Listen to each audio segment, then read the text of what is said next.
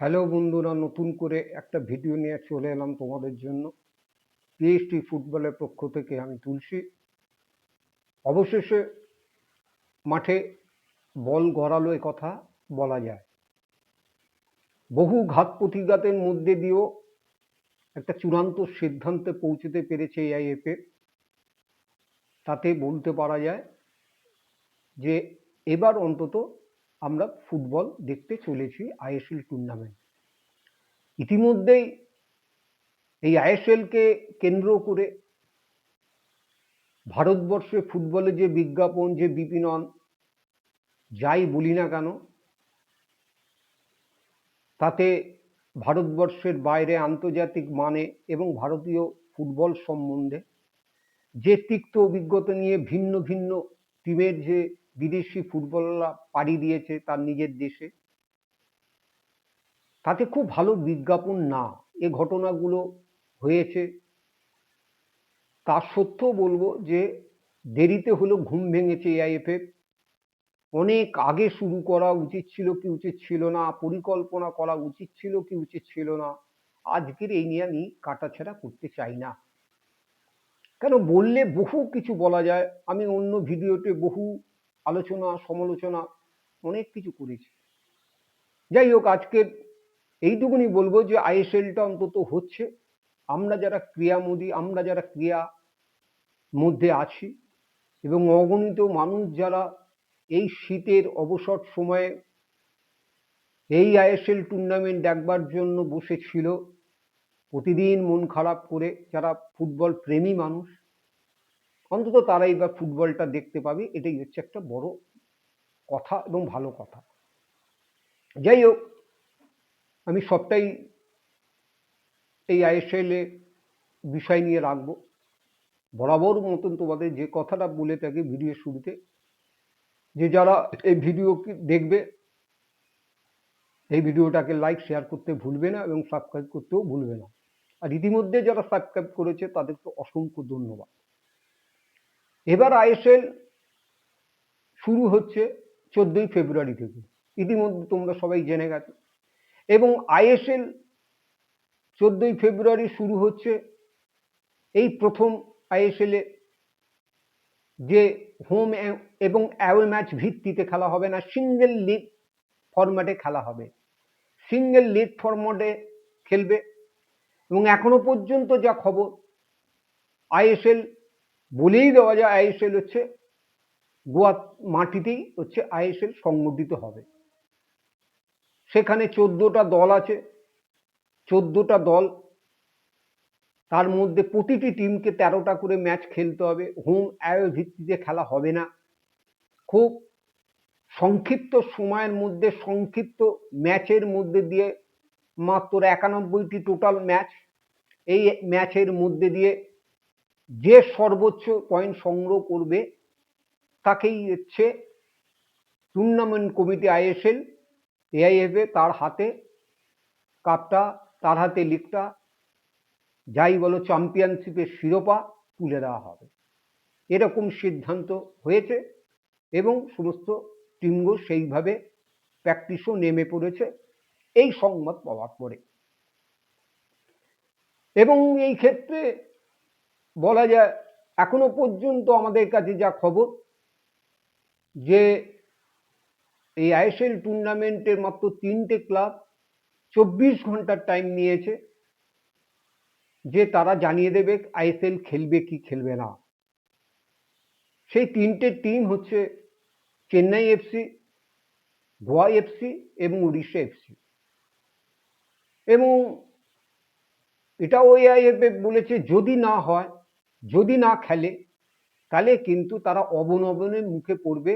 অর্থাৎ তাকে পুনরায় আই লিগ চ্যাম্পিয়ন হয়েই আইএসএল এ আসতে হবে। এখানে কোনো ছাড় দেওয়ার জায়গা থাকবে না। সুতরাং আমরা আশা করতে পারি যে 14টা টিমই আইএসএল এ খেলবে। চেন্নাই এফসিও রাজি হবে, উড়িষ্যা এফসিও তার কৌলিন্য আছে, চেন্নাই এফসিও তাই, এবং গোয়া এফসির কথা তো বাদই দিলাম। গোয়া ফুটবলে আইএসএল এ থাকবে না, কল্পনা করা যায় না। সুতরাং আমরা আশা করব ভালো ফুটবল দেখবার জন্য বসে আছি। অন্তত এই টিম 24 ঘন্টার মধ্যে তাদের জানিয়ে দিতে বলেছে। হয়তো এখন আমি ভিডিও করার মধ্যেই হয়তো খবরটা আমি পেয়ে যাব। যদি এরকম পেয়ে যাই তোমাদের সাথে সাথে জানিয়ে দিতে পারবো। কিন্তু এটুকুনি বলে দেওয়া যায় যে 14টা টিম নিয়ে আইএসএল হচ্ছে। এখানে যে প্রশ্নটা ঘিরে এখন আমাদের মধ্যে উৎকণ্ঠা, বিভিন্ন ক্লাবের সিইওদের মধ্যে যে চিন্তা ভাবনা, যেটা এআইএফকে জানতে চেয়েছে যে আইএসএল তো চ্যাম্পিয়ন হলো, তাহলে এশিয়ার মঞ্চে দাঁড়িয়ে সব আইএসএল টিমগুলো টিম করে বাজেট তৈরি করে খেলে ফুটবল, যে এএফসি স্লটটা, সেই স্লটটা কি হবে? তারা কি সেখানে অংশগ্রহণ করতে পারবে চ্যাম্পিয়ন হলে? সেই জায়গাটা কিন্তু একটা বড় প্রশ্নবোধক চিহ্ন রয়ে গেল। যদিও এআইএফএফ তারা প্রতিশ্রুতিবদ্ধ, তারা প্রতিশ্রুতি দিয়েছে যে এটা আমাদের কাছে খুব একটা বড় সমস্যা হিসেবে দেখা দেবে না। আমরা যোগাযোগ করছি এএফসিকে, আমরা রিকোয়েস্ট করব তার কমিটিকে যে এবারের জন্য অন্তত এই জায়গাটা ওপেন রাখার জন্য, যে বিভিন্ন ডামাডোলের জন্য আমরা যে ফুটবল টুর্নামেন্টটা করতে পারছি না, অন্তত এই মুহূর্তে দাঁড়িয়ে যে জায়গায় আছি সেখানে এই অল্প সংখ্যক ম্যাচ খেলেই হোক এবং যেভাবেই হোক এএফসি স্লটটা অন্তত ভারতীয়ের জন্য রাখার জন্য বন্দোবস্ত থাকুক, এরকম একটা খবর আমার কাছে আছে এবং খুব চটজলদি হয়তো সেই অনুমতিটাও চলে আসবে। এখন এই জায়গা দাঁড়িয়ে তাহলে ইস্টবেঙ্গল, মোহনবাগান, মোহামেডান, আমরা তো উৎকণ্ঠা যে আমরা এবছর হোম এবং অ্যাওয়ে ম্যাচ দেখতে পারবো না, মানেই একটা টিম পরস্পরের দুবার মুখোমুখি আমরা দেখতে পাবো না। সারা বিশ্বে যে টানে ডার্বি, যে ইস্টবেঙ্গল মোহনবাগান, তাহলে তাদের খেলা কোথায় আমরা দেখব?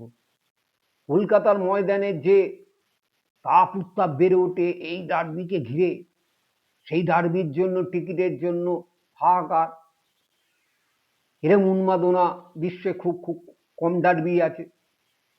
এবং সেই জায়গায় দাঁড়িয়ে এটুকুনি বলা যায় যে সবাই চেষ্টা করছে, অন্তত তোমরাও দেখবে যে আইএফএর সচিব যে অনির্বাণ দত্ত, সে বলেছে অন্তত ডার্বিটা কলকাতা করার জন্য আপ্রাণ আমরা চেষ্টা করে যাচ্ছি এবং আমারও যা মনে হচ্ছে যে ডার্বিটা কলকাতায় যুবভারতী ক্রীড়াঙ্গনেই হবে। আর প্রতিটি টিমই সেই বললাম 13টা করে ম্যাচ খেলবে, তার মধ্যে দিয়ে আগামী কে আইএসএল চ্যাম্পিয়ন হলো এই জায়গায় আমরা দেখতে পাবো।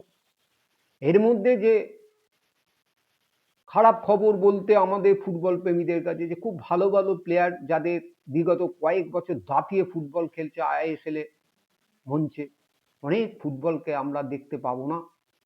অনেক নাম বলা যায়, লাস্ট তো তিরি চলে গেল, এরকম খুব খবর। তিরি তো অসাধারণ স্টপার ছিল, শেষ বয়সের প্রান্তে এসে দাঁড়িয়েছিল, কিন্তু বোরায় সেও বেরিয়ে গেছে। এরকম নামই সিবেরিও থেকে আরম্ভ করে সমস্ত প্লেয়ার। এবং এই ডামাডোল যা চলছিল, ইস্টবেঙ্গল রক্ষণভাগের স্তম্ভ সিভিলিও চিন্তাভাবনা নতুন করে করছিল, এই সমস্ত বিজ্ঞাপন যেগুলো বলছে খুবই খারাপ জায়গায় পৌঁছে গেছে আন্তর্জাতিক মহলে। এবং বোরা তো যে ভাষায় যে কথা লিখেছে তার এক্স হ্যান্ডেলে, তাতে আমাদের পক্ষে খুব ভালো বিজ্ঞাপন।